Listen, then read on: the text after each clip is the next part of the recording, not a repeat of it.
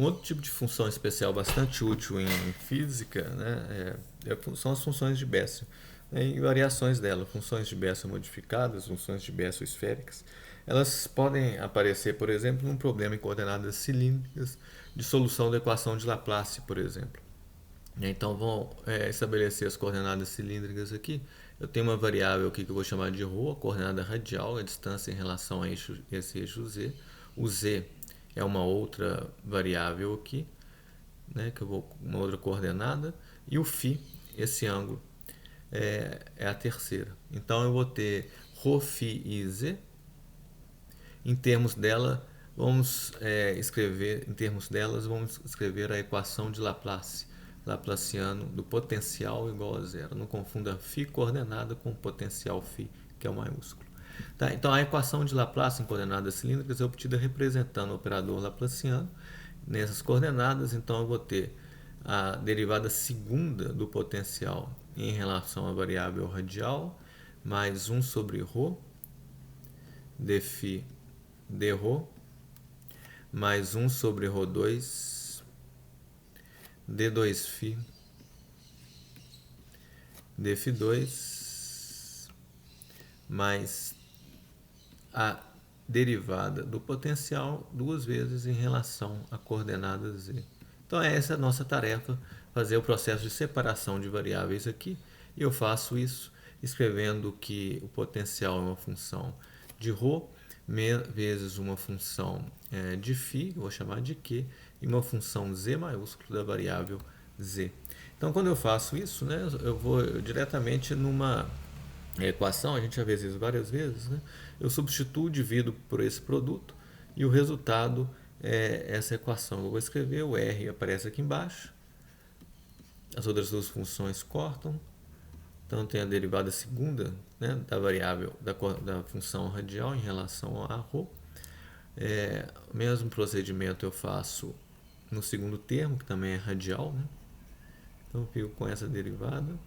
E aqui eu venho com o ρ2, que aparece já na equação.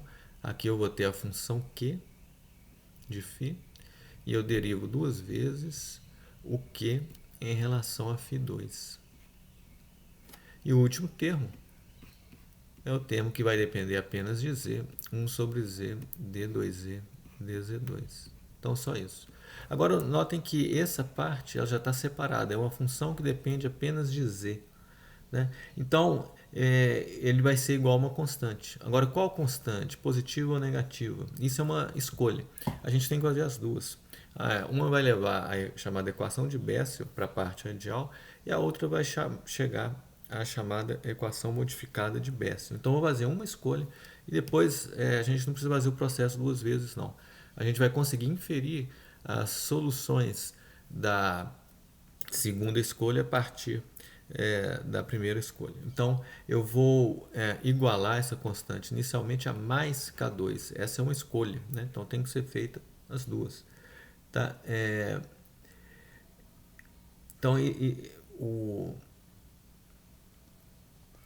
a outra escolha eu vou considerar os efeitos dela mais para frente. Então, com essa escolha, eu tenho uma parte em z bastante direta, né? Eu vou escrever simplesmente 1 sobre z, d2z, dz2, igual a K2. Né? Então, a equação é uma equação cujas soluções são funções oscilatórias, né? Porque eu vou escrever uma equação que vai ser escrita assim.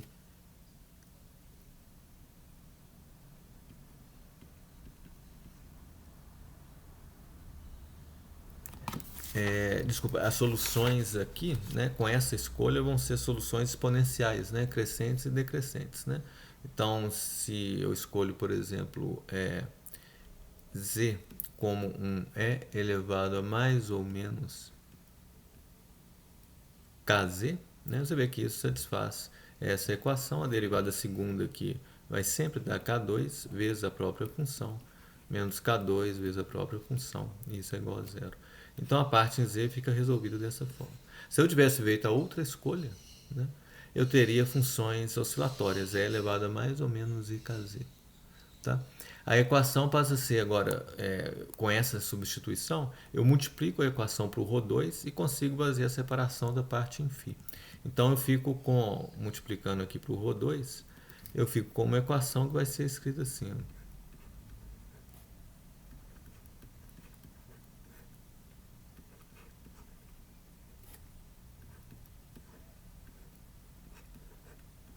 Os dois termos que eu já tinha da parte radial só multiplicados por ρ2, aqui eu tinha um sobre ρ, por isso só um ρ aqui. E aí eu separo totalmente a parte em φ. E aqui o K2 que eu tinha escrito, né, multiplicado por ρ2, que foi a operação que eu fiz. Né?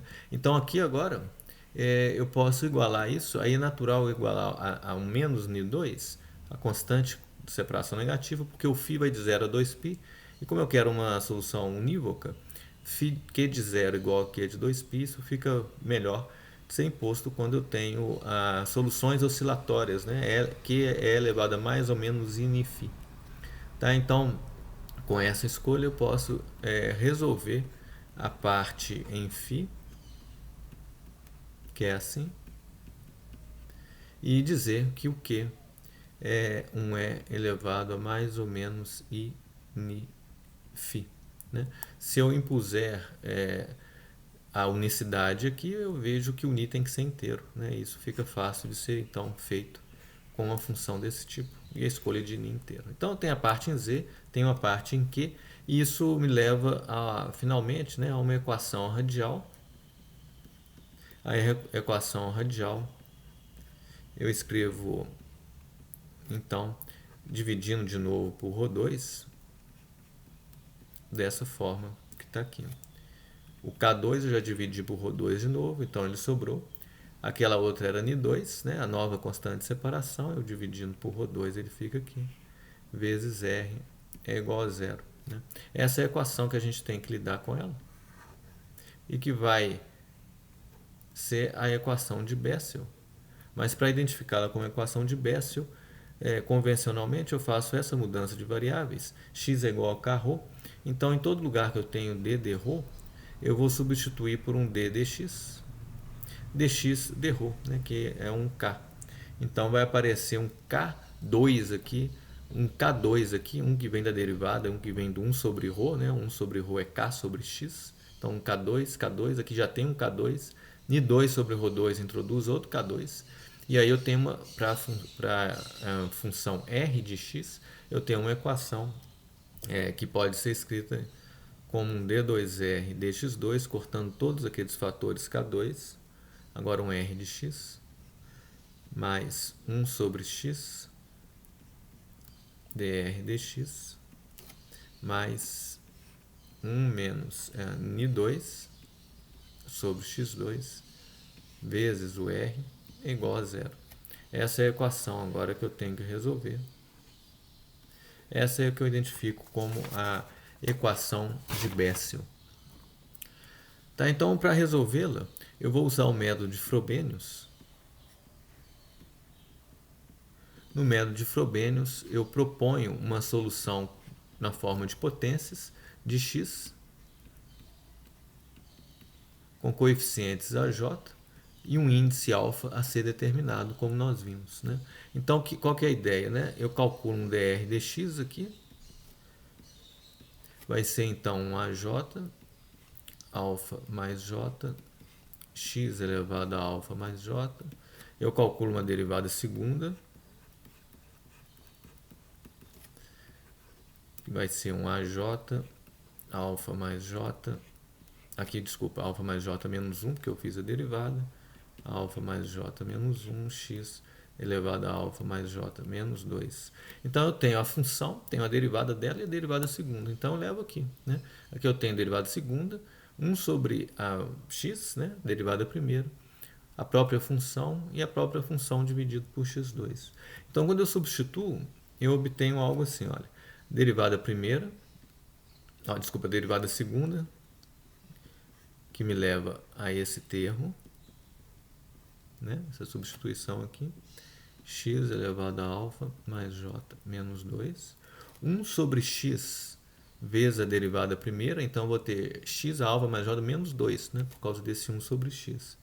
Eu vou colocar como um outro somatório para ficar mais claro. Alfa mais j, a j, x alfa mais j menos 2. Um terceiro termo, então, que é a própria função. Então, é isso aqui.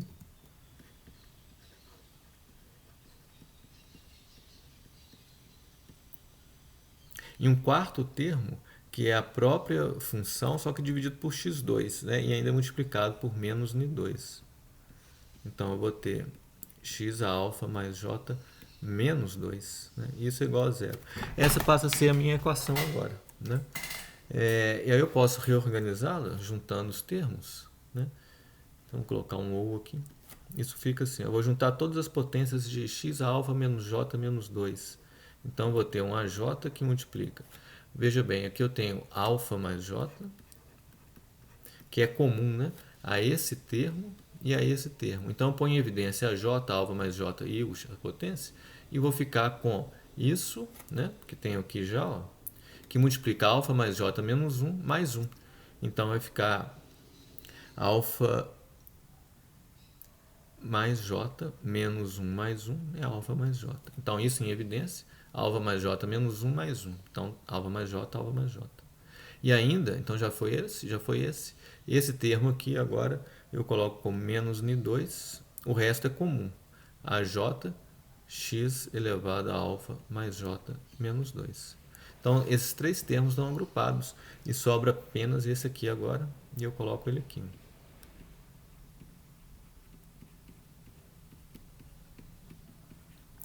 E assim a gente monta a equação.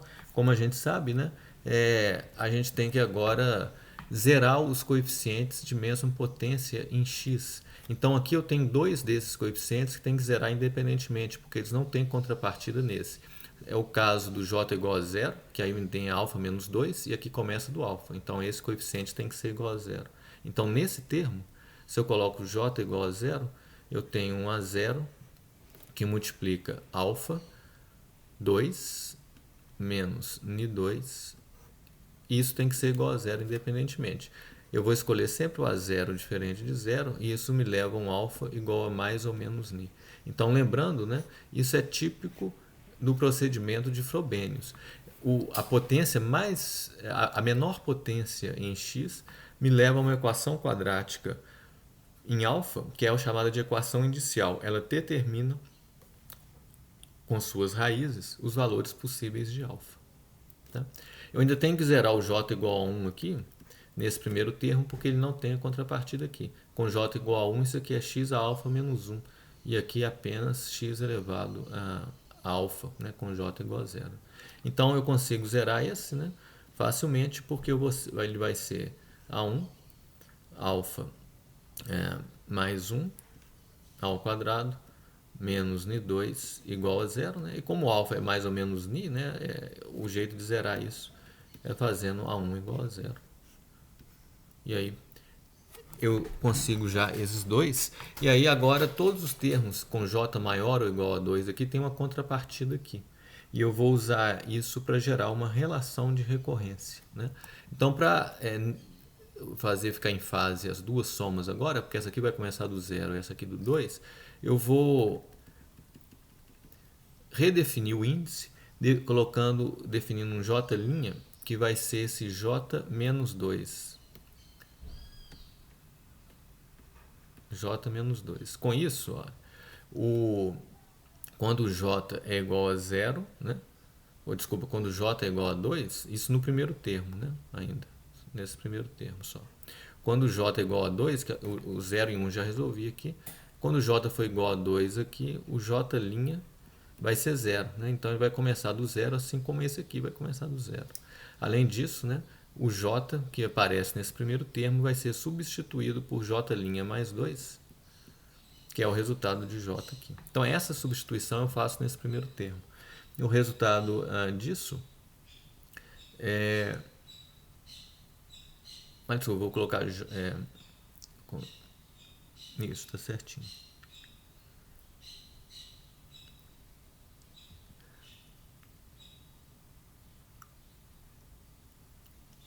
Então, colocando...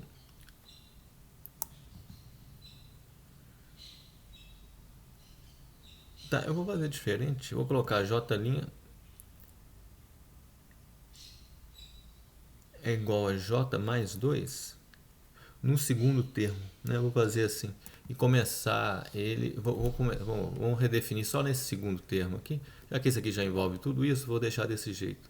Então vou pegar só o segundo termo. Deixa eu começar essa parte aqui de novo, desculpa. Rapidinho a gente faz. Então eu já tinha feito esse no primeiro. Agora eu estou com J maior ou igual a 2 nesse e esse aqui com J igual a 0. Tá? Então nesse segundo termo eu vou deixar explícito aqui agora, no segundo termo.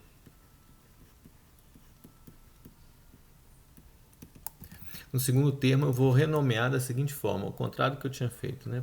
Porque aí eu faço ficar em fase também, mexendo no segundo e não no primeiro. Vou definir assim. Então, desse jeito, né? Quando o J é igual a 0, o J' é igual a 2. Aí tudo bem, esse aqui vai começar do 2. Esse aqui vai começar do 2 e esse aqui também vai começar do 2, né? Já que o 0 e 1 eu já fiz nele. Então funciona também. Vou fazer assim para chegar na mesma solução que eu tinha escrito, mas é indiferente. Podia ser feito das duas maneiras. E com essa escolha, né, onde tem o J, eu vou colocar então J' menos 2. Então isso no segundo termo. Então como é que fica? É fácil. O somatório em J igual a 0 adiante, agora vai ser um somatório em J' igual a 2 adiante por causa disso aqui. Ok. Onde eu tinha AJ, eu vou ter a J' menos 2, que é, agora usei isso aqui. E eu tenho x elevado a alfa mais j aqui, então vou ter x elevado a alfa mais j' menos 2. E aí esse coeficiente agora fica nivelado com esse coeficiente aqui. É o mesmo alfa mais j menos 2. Então eu posso renomear agora o j' para j e escrever esse segundo termo só como um j igual a 2 adiante, a j menos 2, x elevado a alfa mais j menos 2. E a minha equação diferencial pode ser escrita, né, em termos dessa série de potências como uma equação algébrica, em que eu tenho o índice começando do j igual a 2 adiante. Aí eu tenho esse primeiro termo, que é um alfa mais j, que está inalterado agora. Alfa mais j menos Ni2, fecha, a j,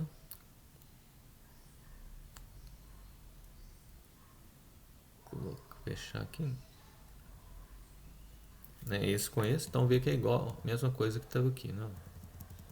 Só que agora eu tenho um outro termo que vai ser o mais a j menos 2, e tudo isso multiplicando x alfa mais j menos 2, isso igual a 0.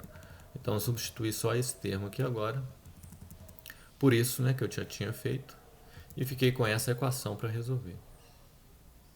Essa é a equação que eu tenho que resolver e prontamente ela me dá a relação de recorrência. Eu vou escolher um alfa, então vou escolher o alfa mais alto agora, alfa igual a Ni, e podia ser mais ou menos Ni, vou escolher alfa igual a Ni, e aí isso vai ser verdade, a equação vai ser verdade se o AJ for igual a menos a J menos 2, se eu passo isso, igualo isso a zero, né?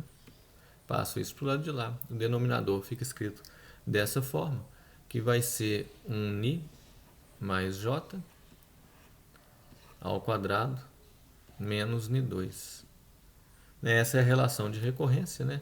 Isso pode ser escrito também como um AJ igual a né? J menos 2, com sinal negativo.